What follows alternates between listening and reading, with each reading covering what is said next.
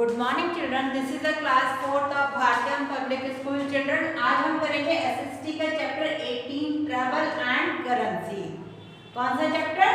Chapter travel and currency. मतलब आप कहीं जाते हो घूमने तो आपको पैसे की जरूरत पड़ती है। Travelling means moving from one place to another is called travelling.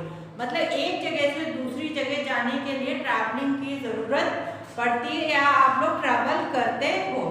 तो ट्रैवलिंग किस वजह से करते हैं हम लोग? किस वजह से करते हैं? मेनली आप जब कहीं दूसरी कंट्री में या दूसरे शहर में काम करने जाते हो तो आप अपना घर छोड़ के नए शहर जाते हो, या फिर आप पढ़ने कहीं जाते हो तो जाते हो, या फिर अपने रिलेटिव से मिलने या रिश्तेदारों से मिलने अपने घर से दूसरी जगह जाते हो। तो दूसरी जगह जब हम जाते हैं तो उसके लिए हमें क्या करेंसी की जरूरत पड़ती है। और क्या होता है? All means of transport require money, we paid fare for travelling. मतलब कि अगर हमें कहीं जाना है तो हमें जो भी ट्रैवलिंग है उसके अकॉर्डिंग हमको पैसा देना पड़ता है। मनी फॉर ट्रैवलिंग मतलब पैसे के लिए हमें money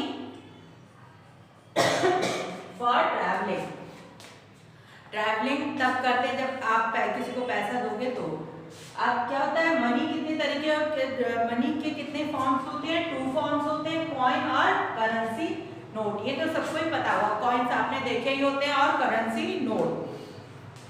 coins of our currency are manufactured in the mint. जहां पर कॉइन्स और करेंसीज बनाई जाती है उस जगह को हम मिंट कहते हैं।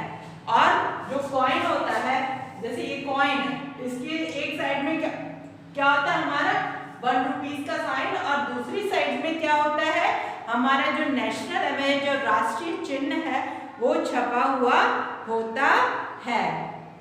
और आप सभी को पता होना चाहिए कि the smallest unit of money in our country, उसको क्या बोलते हैं? हम पैसा बोलते हैं। क्या बोलते हैं? हमारे जो देश की जो पैसे का जो सबसे स्मॉलेस्ट यूनिट होती है उसको हम रुपए की जो स्मॉलेस्ट यूनिट होती है उसको हम पैसा बोलते हैं।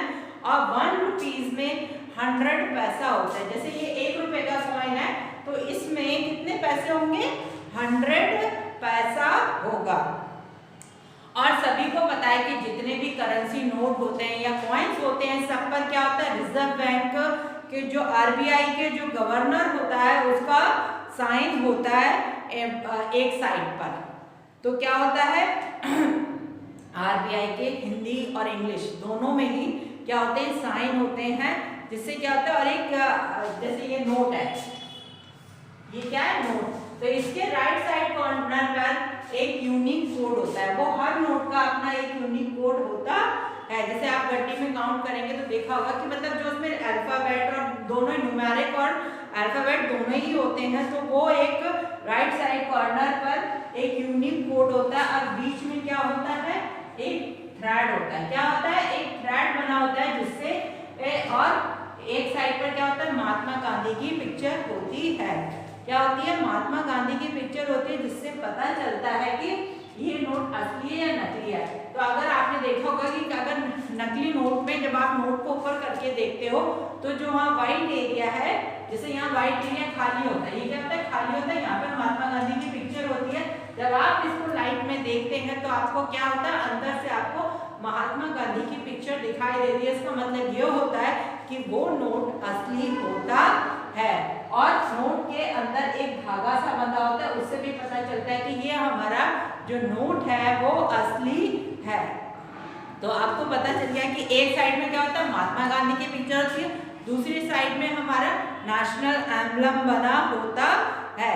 और नोट असली है नकली है आपको कैसे पता चलता है? जो महात्मा गांधी की पिक्चर होती है उसको आप लाइट में कर देखते हो तो आपको क्लियर होता है कि हाँ इसमें ये नोट असली है। और हर नोट पर हमारे कंट्री में जितनी भी लैंग्वेज बोली जाती है वो उस नोट पर मेंशन होती है। 16 लैंग्वेज बोलते हैं तो है 16 की 16 लैंग्वेज, जितनी भी लैंग्वेज हम लोग बोलते हैं वो सारी की सारी लैंग्वेज यहाँ पर लिखी होती है।